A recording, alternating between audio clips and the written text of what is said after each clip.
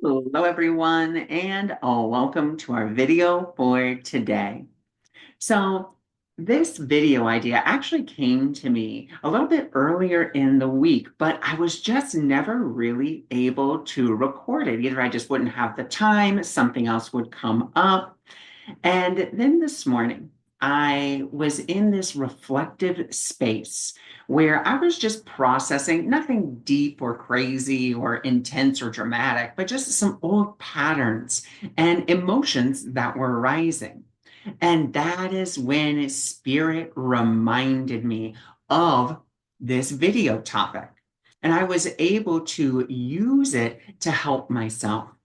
And I want to share that with all of you because how many of you have been in a situation either where you're watching TV or watching the news, or maybe you're just scrolling through your phone, and all of a sudden something just hits you, and this emotion just kind of rises, what seems to be out of nowhere. And it seems like, okay, well, that content is what triggered me, or that content is what made me feel this way.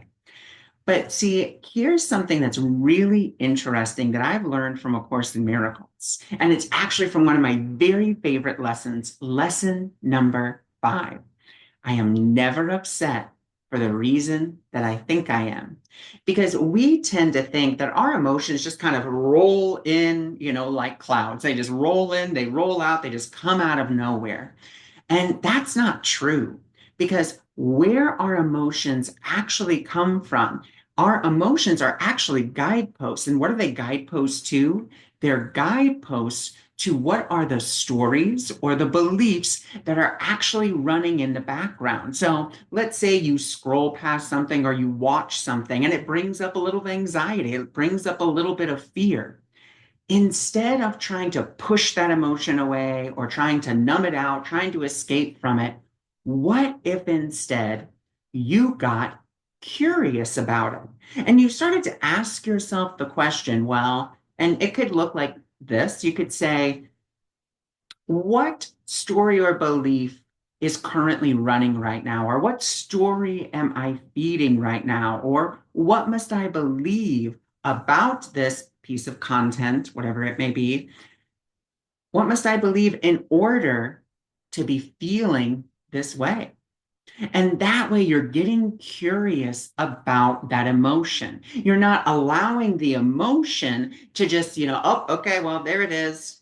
And, kind of push past it, suppress it. You're getting curious about it. You're using it, like Abraham says, as a guidepost to help you to see, to help you to pinpoint, this is where my mind is going with this. I'm feeding this story that is about lack or about scarcity, about fear, about the past, or maybe about the future.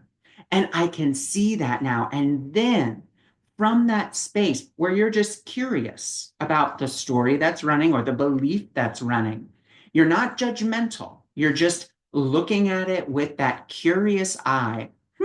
I wonder what this could be. And from there, you have the ability to choose again by sitting with it. You're giving that emotion the space to show you what is really going on underneath the hood.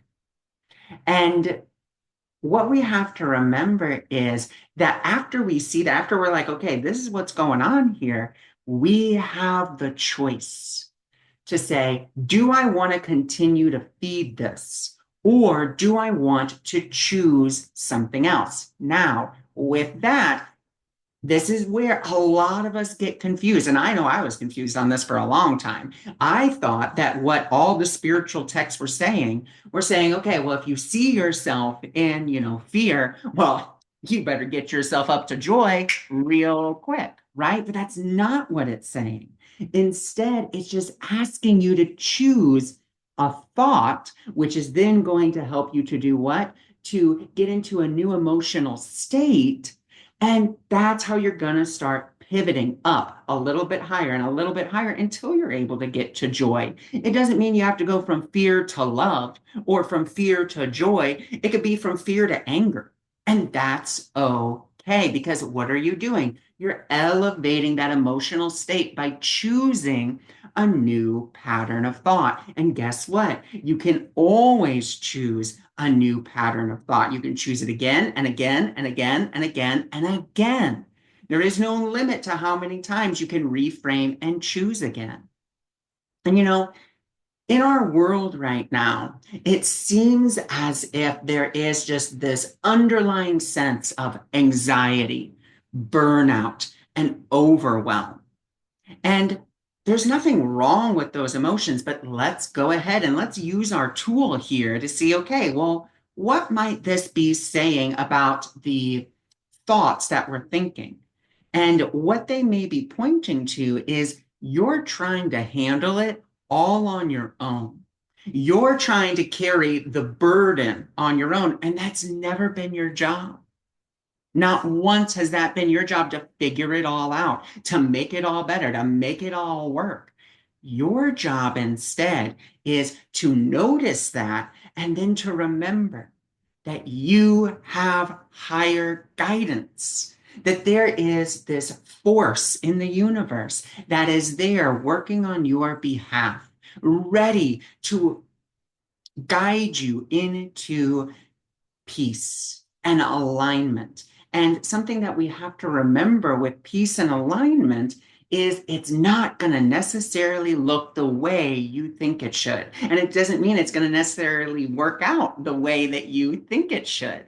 What's going to happen instead is once you relax into that, once you're willing to look at the guideposts, once you're willing to say, you know what? Yeah, I don't need to hold all this. I don't need to carry all this because you know what? You're going to say some words the ego hates. I don't know what to do here. There's room for spirit. And this is where you can ask a very important question. Spirit, what would you have me do? Now, when you say that, you're not saying it to say, okay, Spirit, tell me what to do to get the outcome that I want. Or, Spirit, tell me what to do in order to get this particular emotion to go away, or so to fix this, to fix that. That's not what this question is about.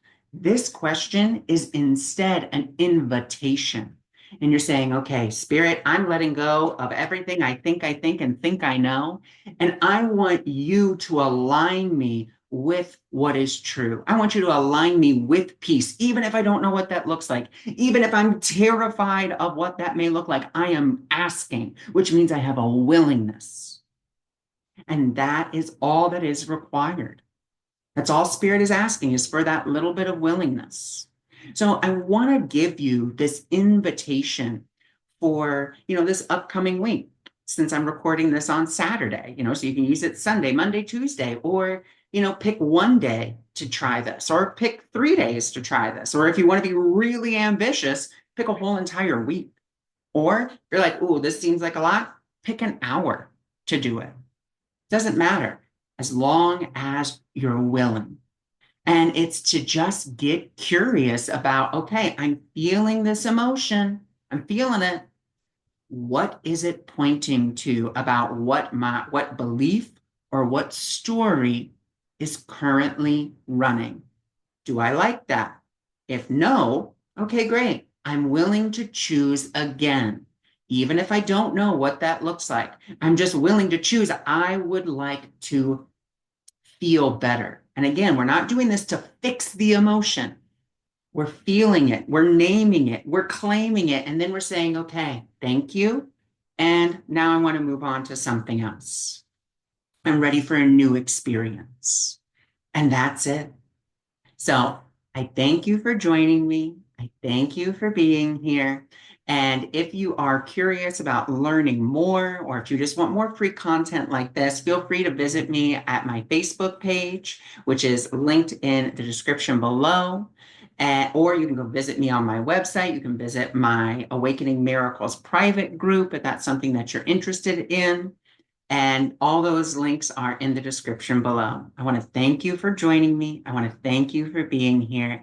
And I'm just going to send you all my love. Bye for now.